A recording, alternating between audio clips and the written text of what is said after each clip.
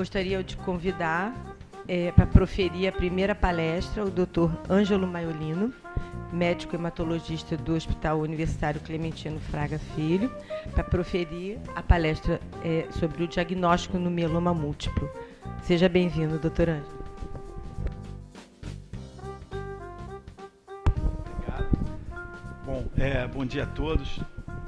Para mim é um prazer, uma honra estar aqui nesse evento da Provita. Só duas palavras sobre, realmente a Provita tem nos apoiado aí há mais de 15 anos com esse trabalho de apoio às unidades de transplante de medula, nos bons e nos maus momentos. Mesmo nos momentos mais difíceis, exatamente esse que a gente atravessa agora, a Provita nunca negou um apoio incondicional para a gente. Então, estar aqui para mim é um prazer, é uma honra. Agradecer também a presença do pessoal da Fundação Internacional do Mieloma, a Fundação IMF. A gente é do Conselho Científico do IMF, da América Latina, e só para vocês terem uma ideia, é uma fundação global, né, de apoio ao paciente com mieloma múltiplo, existe no mundo inteiro, e a mais forte de todas é aqui, exatamente do Brasil, que comanda a América Latina inteira. Estão com uma campanha, a Isabel estava me falando, aí no Instagram e no Facebook. Primeiro foi o Lázaro Ramos, né, que vestiu a camisa, e tem outros atores, então quem é fã do Lázaro Ramos pode, pode entrar para ver e apoiar essa campanha. Eu vou falar para vocês aqui sobre o diagnóstico do mieloma, depois o Antônio Júlio vai falar sobre o tratamento e depois vai entrar o debate dos outros profissionais de saúde, que são fundamentais aí no suporte e no apoio ao paciente com mieloma. Tratar mieloma é um trabalho multidisciplinar, sem dúvida nenhuma, né? Na nossa equipe lá do hospital da UFRJ, a gente conta com uma equipe com odontólogo, pessoal da enfermagem, fisiatra, fisioterapeuta, nutricionista, enfim. É um trabalho fundamental que se ancora não só no transplante, como também no apoio ao paciente como um todo, né? A gente tem um grande número de pacientes com mieloma. A gente, hoje, com o problema do transplante, realmente, assim, um problema que está ocorrendo com o Pedernest, com o Hemorrio, a gente está com uma fila aí de o Antônio sabe, né, Antônio? Mais de 50 pacientes com mieloma aguardando transplante lá no Hospital do Fundão. Então, realmente, a gente precisa tentar retomar, tanto no Hemorrio quanto no Pedernest, já que o INCA é muito focado no transplante halogênico do doador não aparentado, não poderia deixar de ser de outra forma. A gente também está credenciado para isso.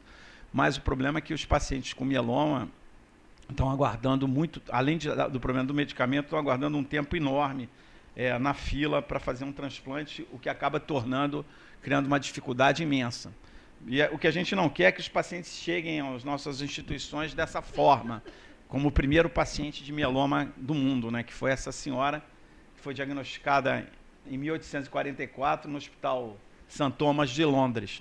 Essa senhora entrou, uma paciente jovem para os padrões de mieloma, ela entrou no hospital com essa dupla fratura de membro inferior, membro superior, achatamento do externo, e veio a falecer poucos dias depois.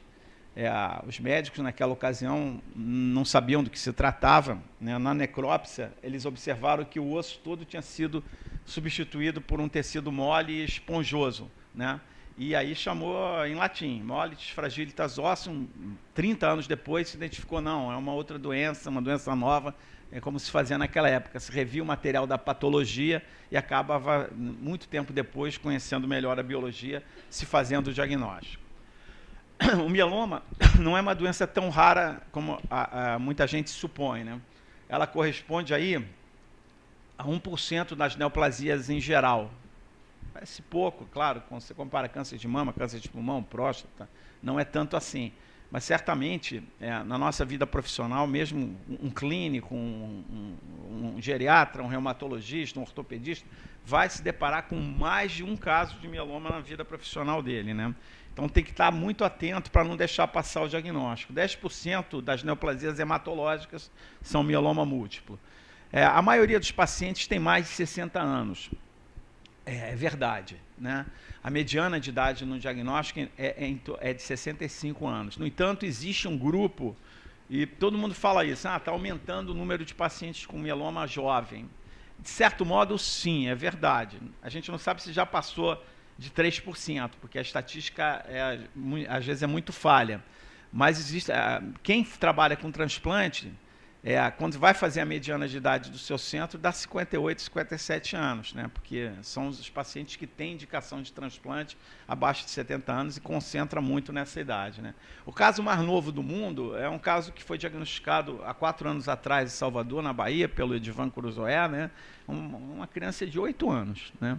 Então, era uma criança de 8 anos que realmente fez um afundamento, uma fratura de costela, fez um quadro de pneumonia e foi diagnosticado. Se duvidou inicialmente do diagnóstico, esse material foi para os Estados Unidos e para a Espanha, né? E realmente confirmou mieloma. Essa criança está bem. Ela fez um transplante halogênico agora, fez um transplante haploidêntico em Curitiba e está bem. Mas é o caso mais novo da história, né? Na verdade, a gente no Brasil não tem estatística, né? Nos Estados Unidos dá isso, 21 mil novos casos por ano. Pela população brasileira, a gente poderia supor que tivéssemos aí numa faixa de 12 a 14 mil novos casos. Não existe um registro compulsório de mieloma. Como câncer de mama, pulmão, que é mais próstata, esses dados são mais precisos, né? Não tem esse número no Brasil, que seria o esperado. Possivelmente existe uma subnotificação, é fato, mas também o que existe é possivelmente certamente uma sobrevida mediana menor dos pacientes. E a gente supõe que em alguns lugares do interior, muitos pacientes ou com insuficiência renal ou com infecção teriam um diagnóstico de mieloma e teriam ido ao óbito sem sequer a gente ficar sabendo, né? Então, essa é uma questão, né? A doença sensível ao tratamento, ela tem uma mediana de sobrevida superior a 7 anos. Na verdade, assim, para 85% dos casos de mieloma que a gente chama de baixo risco, né, com fatores prognósticos genéticos, moleculares de baixo risco, na verdade, o que se tem como perspectiva é de uma sobrevida mediana superior a 10 anos a partir de hoje. Claro que isso depende muito do acesso a novas drogas e do acesso ao transplante. Há 30 anos atrás, era de 3 anos. Então, multiplicou por 3, pelo menos, a questão da sobrevida mediana. Na realidade, assim, existe um subgrupo de pacientes de alto risco, pacientes que respondem mal ao tratamento inicial. Para esse subgrupo com doença muito refratária, a mediana é inferior a 1 ano. Tá? Então, existe realmente o mieloma. Hoje a gente sabe que não é uma única doença. Na realidade, parece ser mais de uma doença com características moleculares distintas e prognóstico diferente, né? Mas, de qualquer forma, todo caso de mieloma evolui dessa maneira. Sempre vai existir uma fase assintomática, né? Uma fase assintomática de mieloma assintomático ou de gamopatia monoclonal de significado indeterminado. Eu vou dar essas definições mais adiante, mas guardem isso, né? Existe uma fase em que o paciente não tem sintoma algum, tá? Em dado momento, que pode levar muitos anos, né, o mieloma se torna ativo. E a evolução da doença, quer dizer, aqui você já em primeira linha de tratamento, segunda linha, terceira linha, a doença, na maioria dos pacientes, vai evoluindo em ciclos de remissão e recidiva, né? O que se consegue hoje é prolongar bastante essa linha do tempo aqui, desde que se tenha, o Antônio Júlio vai falar, acesso a novas drogas e acesso ao transplante. Então, isso é fato, mas precisa ter essas drogas, são absolutamente necessárias para se conseguir um resultado favorável, mesmo que a doença ainda não tenha cura, né? É frequente a gente ter pacientes, mesmo lá no nosso hospital. Ontem a gente estava discutindo um caso de um paciente com 17 anos do diagnóstico, né? Então o paciente fez um transplante, evoluiu e veja bem, esse paciente ele teve pouco acesso às novas drogas. Ele chegou a ter acesso ao bortezomib muito recentemente. Então, assim, ainda assim, ele teve uma evolução muito favorável de 17 anos de evolução, né? Mas as novas drogas que o Antônio vai falar, elas são absolutamente imprescindíveis. A célula que se torna maligna no mieloma é o plasmócito. Só para lembrar, o plasmócito é um linfócito B, né?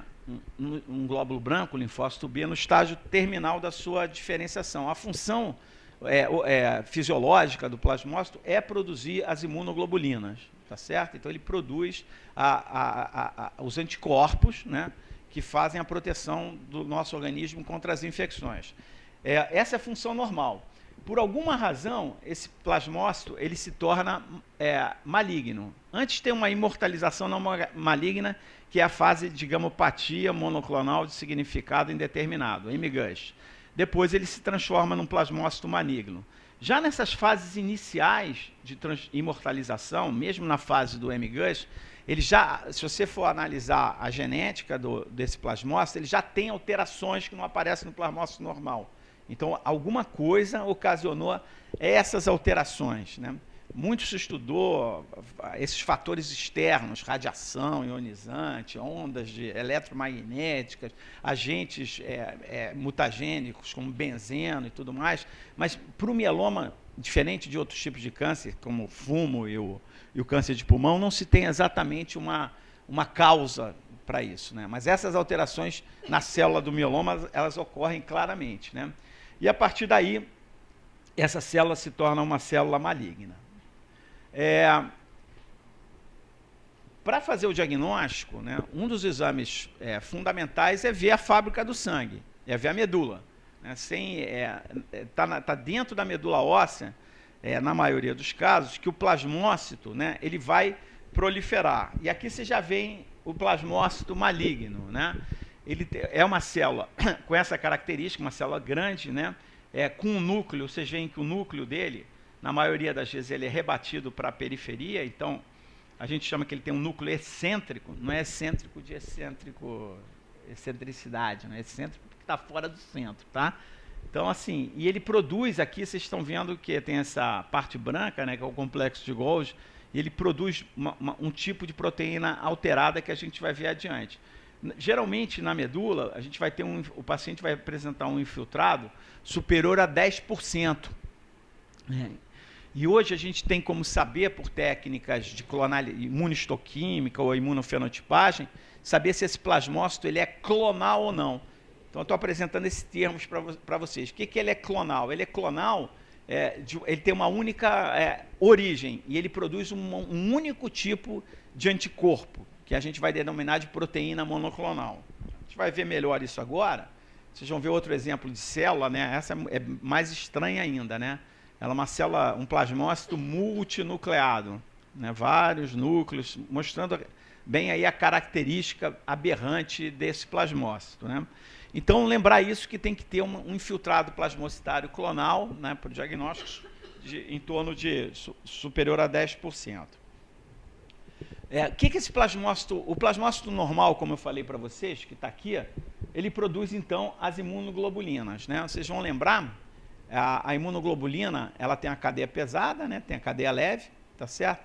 A cadeia pesada é que determina aí a classe da imunoglobulina, né? Então, você tem o IgG, o anticorpo IgG, tem o IgA, né? Tem o IgM, tem o IgD e o IgE, certo? Normalmente, todas essas classes são produzidas pelo plasmócito normal.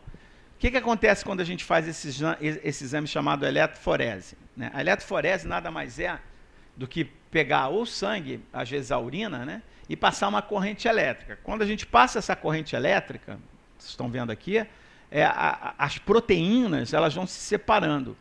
E aqui vocês veem, ó, tanto nesse exemplo quanto nesse, a albumina. A albumina é a que tem maior quantidade, e é uma proteína só. Né? Albumina, proteína só. Nas outras frações da eletroforese, alfa 2, alfa 1, beta e gama, correm todas as outras proteínas do sangue ou as que eventualmente estão na urina. E as imunoglobulinas, os anticorpos, eles correm, essas 5 classes e as suas subclasses, correm aqui entre a região de gama e a região de beta, tá ok? Então, vocês veem aqui que esse é uma eletroforese normal. Quando aparece um clone maligno, né, que está aqui, em vez de produzir todas as imunoglobulinas normais, vai passar a produzir um único tipo de imunoglobulina. Um único tipo, tá certo? Esse tipo pode ser IgG, pode ser IgA, Em situações mais raras, IgM, IgD e IgE, mas normalmente no mieloma é IgG e IgA. Ele vai produzir não só um único tipo de cadeia pesada, como vai produzir apenas um tipo de cadeia leve. A cadeia leve ela pode ser capa ou ela pode ser lambda. Então, ele vai produzir um único tipo de pesada acompanhado por um único tipo de cadeia leve. Aqui a gente vai ver um exemplo, a gente vai explicar melhor isso, de uma eletroforese totalmente anormal, tá certo? Vocês veem aqui, essa é a albumina. E aqui está correndo, na região de gama, uma proteína totalmente anormal, totalmente diferente daquela curva. E ela é quantificada aqui. Dá para saber, pela eletroforese, quantas gramas tem dessa proteína anormal. E aí está exemplificado aqui. Na literatura, vocês vão ver que esse anticorpo, essa proteína, recebe o nome, geralmente, de proteína monoclonal, ou proteína M. Às vezes, alguns laboratórios soltam como componente M, ou componente monoclonal. Então, tem que guardar esses nomes. Proteína monoclonal, componente monoclonal, anticorpo monoclonal, quer dizer a mesma coisa, tá? E aqui ele está quantificado, essa dosagem deu 5,79 gramas por decilitro, tá certo? E aqui a albumina deu menos até. Então, possivelmente, esse mieloma é do subtipo IgG. A certeza a gente vai ter quando vai fazer esse exame, é o mesmo caso, né? Esse a gente não faz mais, a imunoeletroforese. A gente faz esse aqui, a imunofixação. Então, está aqui a eletroforese daquele paciente. Aqui é a fita, lá é a representação gráfica.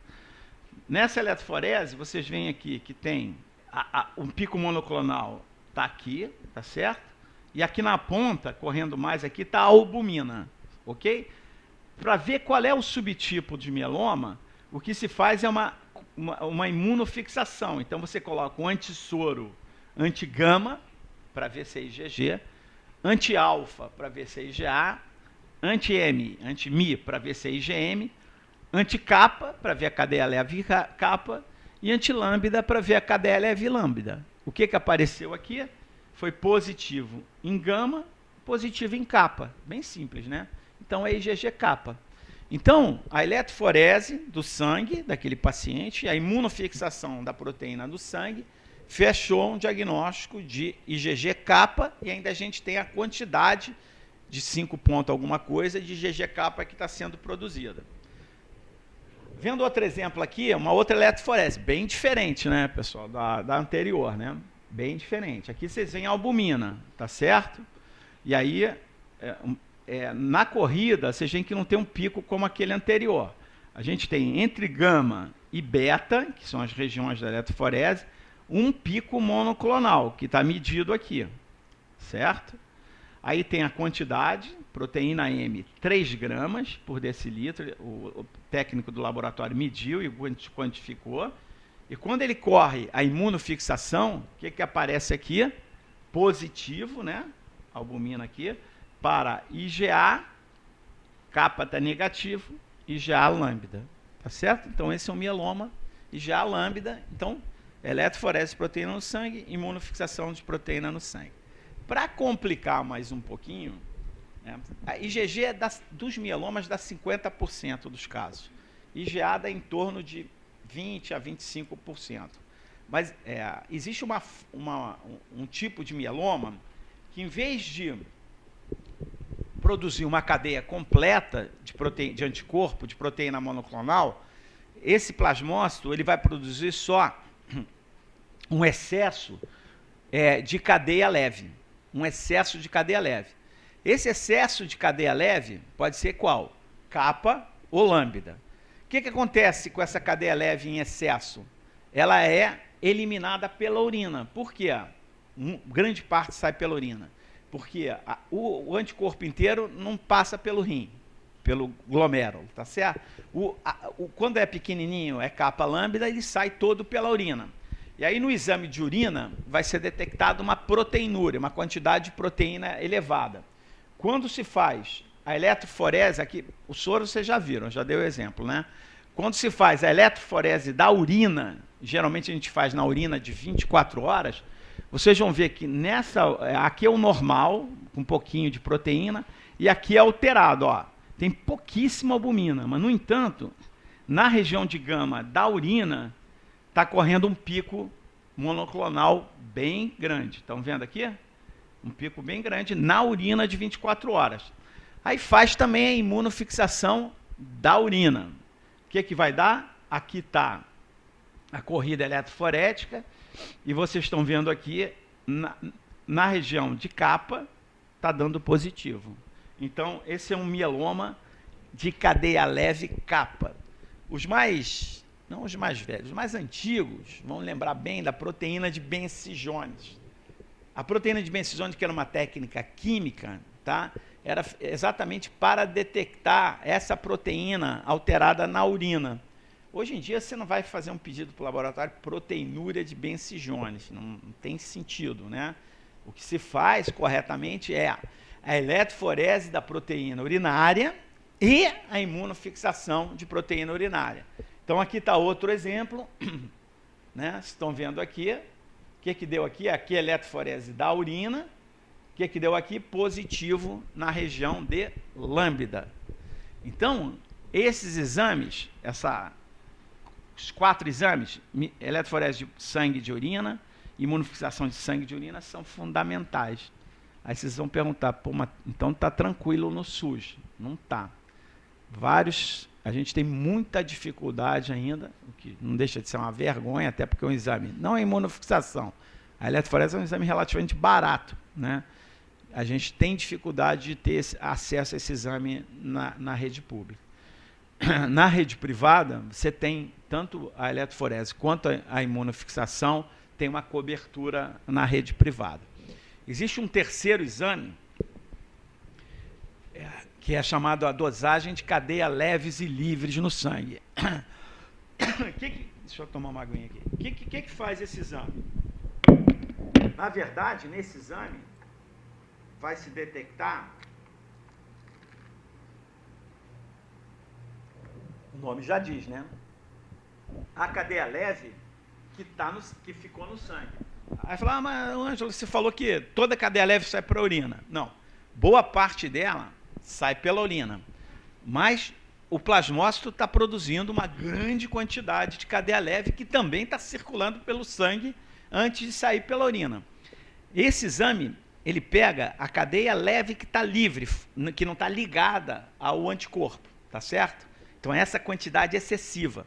Então, é um exame muito sensível, né? E muito... antes da imunofixação alterar, esse exame já se altera. O plasmócito vai estar produzindo uma quantidade muito maior de capa do que lambda, se o mieloma for capa, ou uma quantidade muito maior de lambda do que capa, se o mieloma for lambda. Tá certo? Então, a dosagem... Aí se enrosca mais, porque não tem nem... No público a gente sonha, e nem no privado está no rol da Agência Nacional de Saúde. Infelizmente, o paciente tem que pagar em uma faixa de R$350 pelo exame, né, Antônio? É um problema. Mas é um exame que a gente está brigando para entrar, porque em várias situações ele é fundamental. Dosagem de cadeia leve e livre no sangue. Quais são as manifestações clínicas da doença, então? Muito bem, a gente viu que então, o paciente vai ter plasmócito infiltrando a medula, o paciente vai ter a produção, 98% dos casos, dessa proteína monoclonal alterada, tá certo? E aí, como é que vai ser as manifestações clínicas, né? Vamos lá. O paciente pode ter, então, dor óssea. A gente vai ver mais, ela é tão importante que a gente vai ver uns detalhes mais adiante. A razão por que tem dor óssea, mas na maioria dos casos tem dor óssea. Eu vou falar mais adiante. Por que dá anemia, né? A anemia, basicamente, é pela infiltração da medula, né, pelo plasmócito, né? Então, assim, existe uma inibição, né, da produção dos glóbulos vermelhos. Então, o paciente apresenta anemia. A disfunção renal, ela é basicamente causada pelo dano que a cadeia leve que está passando pela urina vai provocar no rim. Então, vai ocorrer, num percentual aí 20% a 35% dos casos, pode ocorrer insuficiência renal. Essa é a principal causa, chamado rim do mieloma, onde ocorre essa alteração no rim. Na verdade, existem outras causas para insuficiência renal no mieloma. A própria hipercalcemia, a elevação do cálcio, pode causar um dano. Pielonefrite, que é uma infecção do rim, pode também ocorrer e contribuir, mas na maioria das vezes vai ser pelo rim do mieloma. Infecção é 10 a 20% no diagnóstico, mas na verdade assim, é quase invariável que todos os pacientes que têm mieloma vão ter algum tipo de infecção. A infecção inicial é basicamente pelo problema da falta dos anticorpos normais, né? Então faz falta o anticorpo normal, e depois até o próprio tratamento, a imunossupressão, o uso de cortisona, que a gente usa muito para tratar o mieloma, vai poder fazer com que esse paciente esteja muito suscetível à infecção. Então, possivelmente, a principal causa do óbito dos pacientes com mieloma, além da doença progressiva, é um quadro infeccioso secundário, tá certo? A hipercalcemia, a gente vai explicar quando vê o problema da doença óssea, né? A gente vai ver a reabsorção óssea e o cálcio vai ter uma reabsorção óssea elevada e o cálcio do osso vai sair para o sangue e vai causar um quadro de elevação do cálcio. Perda de peso, como todo tipo de câncer, isso acaba acontecendo, um quadro consumptivo, né? De hipermetabolismo. As alterações neurológicas são várias, a gente pode exemplificar por uma, que é o aparecimento da neuropatia periférica, né? Que é um problema, até mesmo no diagnóstico, causado pela proteína monoclonal, né? O paciente pode se queixar de formigamento das mãos, dos pés, sensação de queimação. Muitos dos tratamentos que a gente faz para o mieloma podem causar também esse quadro de neuropatia periférica. Exemplo claro é a talidomida, que provoca muito esse tipo de problema. Também o bortezomib, o Velcade, também provoca esse problema. Então, o problema da neuropatia periférica é um problema consistente, né? A outra coisa é que, às vezes, o mieloma ele pode aparecer como massa tumoral, né? A maioria dos casos tem aquele plasmócito infiltrando a medula, né, dentro da medula óssea, mas, às vezes, em vez de formar essa infiltração, ele faz um tumor. Aí o tumor recebe o nome de quê? Plasmocitoma. Né? Tem o oma. Assim. Existe uma condição chamada plasmocitoma solitário, onde o nome já diz, só tem um plasmocitoma. Mas existem situações dentro do contexto do mieloma que aparecem plasmocitomas múltiplos, ou no diagnóstico, ou até mesmo no retorno da doença. Onde fica esse tumor de plasmócito? Ele pode ser no osso. Então, por exemplo, está lá, a medula está infiltrada, forma um conjunto de plasmócito ali e sai do osso para fora, formando uma massa tumoral. Aí pode aparecer em qualquer osso, tá certo? Ou então ele pode ser um plasmocitoma fora da medula, né? Plasmocitoma extramedular. Né? Então, um plasmocitoma extramedular, ele pode aparecer, por exemplo, seios paranasais, né? Todo tecido que tem a presença de plasmócito, de tecido linfóide, pode aparecer um plasmocitoma. Então, muitas vezes, principalmente na árvore respiratória e no tubo digestivo. A síndrome de hiperviscosidade é por conta do plasmócito. Plasmócito em excesso, pela produção excessiva dos anticorpos. Né? Então, na verdade, o excesso da proteína monoclonal faz com que o sangue fique mais espesso, tá certo? Principalmente no subtipo IgA. O sangue fica mais espesso e o paciente pode se queixar de cefaleia, turvação da visão, pode ser um quadro bastante grave, né? E hemorragia por conta da baixa de plaquetas e, eventualmente, por situações em que há um problema relacionado aos fatores de coagulação decorrente da proteína monoclonal. Então, o diagnóstico é esse que esses são as principais manifestações da doença, né, que se refletem por esse acrônimo aqui, CREB, é uma brincadeira, né, de caranguejo, né? Então, lembrar, hipercalcemia, elevação da creatinina, anemia e o aparecimento de lesões líticas ou fraturas. O mieloma sintomático, ele é diagnosticado quando tem a proteína no soro ou na urina, ou e pela presença de mais de 10% de plasmócito. Mas para ele ser sintomático, ele tem que ter a clínica, né? Elevação do cálcio, da creatinina, anemia, a doença óssea, pelo menos um desses manifestações ele se torna sintomático. O assintomático não tem clínica, não aparece nada, né? O paciente só tem a presença da proteína no soro ou na urina. Como é que isso é descoberto, né? por exames de rotina. Então, na verdade, fora do Brasil, isso é comum, né? Para qualquer situação, pedir o exame de sangue, né? Ou exame de urina para ver a eletroforese de proteína, e aí você consegue identificar, antes do aparecimento dos sintomas, que tem uma presença de uma proteína monoclonal. Aqui é só para... o mieloma, na verdade, sintomático, que tem o CREB, hoje em dia, algumas situações em que não tem clínica ainda, já é diagnosticada com mieloma. Porque esse mieloma sintomático, que tem isso aqui, ele tem tanto risco de virar mieloma sintomático, que hoje a gente já trata esse grupo de pacientes. Então, é um paciente que tem muito plasmócito na medula, acima de 60%, um paciente que tem uma relação entre a cadeia kappa, lambda ou inverso muito alta, acima de 100, ou paciente que apresenta lesões, mais de uma lesão focal no exame de ressonância. Então, esse é um paciente de alto risco de de passar de assintomático para sintomático. Essa condição, que é a gamopatia monoclonal de significado indeterminado, ela é uma condição muito comum, né? Na verdade, nesse caso, a proteína no sangue está muito baixa, tem pouco plasmócito na medula e não tem CREB. Para vocês terem uma ideia, quer dizer, não tem sintoma nenhum relacionado ao mieloma. Para vocês terem uma ideia, essa é uma condição clínica, encontrada em 3% da população acima de 70 anos. Então, ela é decorrente praticamente do envelhecimento. Essas pessoas que fazem o exame de eletroforese por uma rotina, por estar incluído na rotina, vão aparecer a proteína monoclonal. Agora, apenas o risco de desenvolver mieloma é inferior a 1% ao ano. Então, é muito baixo o risco dessas pessoas desenvolverem mieloma. E aqui está, né? Aqui está o desenvolvimento de mieloma assintomático para mieloma, e aqui está o desenvolvimento ao longo dos anos da gamopatia monoclonal de significado indeterminado. O mieloma sintomático vai virar mieloma sintomático um dia. O MGUS, muito provavelmente, a pessoa vai vir a óbito da idade de outras coisas, de outros tipos de câncer, de cardiopatia, de qualquer outra coisa.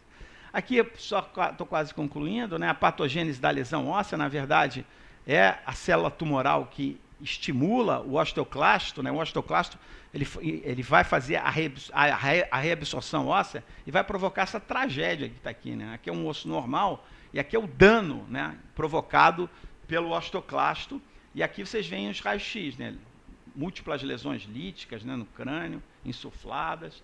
Aqui uma compressão vertebral, um perigo, né, porque essa vértebra pode correr para dentro do canal e o paciente pode ficar até parético ou paraplégico, né? Então, com muita dor, diminui a estatura, né? Muitas lesões líticas. Então, a dor óssea é muito frequente. E aqui é uma lesão no húmero, né? Vocês estão vendo aqui o tamanho dessa lesão lítica. Então, fraturas e dor óssea é um quadro quase que universal para a maioria dos pacientes com mieloma. Nos Estados Unidos, a maioria dos pacientes são diagnosticados naquela fase inicial, porque na rotina deles tem a eletroforese de proteína. No Brasil está aumentando um pouco, né? Então a gente cada vez está diagnosticando um pouco mais cedo, né?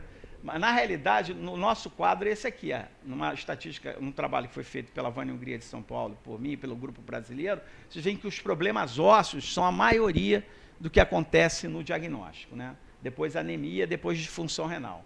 Na verdade, a mensagem é essa. Aqui no Brasil, o paciente é diagnosticado cada vez mais tarde, né, quase nunca na fase assintomática, e quando tem sintoma, pior ainda. Às vezes passa um ano e meio, com dor, fazendo automedicação, pulando de médico em médico, fazendo fisioterapia, acupuntura e tal, sem ter o diagnóstico do mieloma. Então, um esclarecimento junto à classe médica, um esclarecimento junto à população geral, que, claro, nem toda dor vai ser mieloma, mas que uma dor nas costas pode ser mieloma. Então, na realidade, fazer uma eletroforese é um exame que custa pouco e vai poder fazer um screening, né, uma avaliação tanto antes dos sintomas aparecerem, quanto mais ainda, quando o paciente tiver sintoma. Para isso, o diagnóstico precoce, né, ele é importante porque, o Antônio Júlio vai falar agora sobre o tratamento pode ser mais eficaz. Tá certo? Obrigado, então, gente.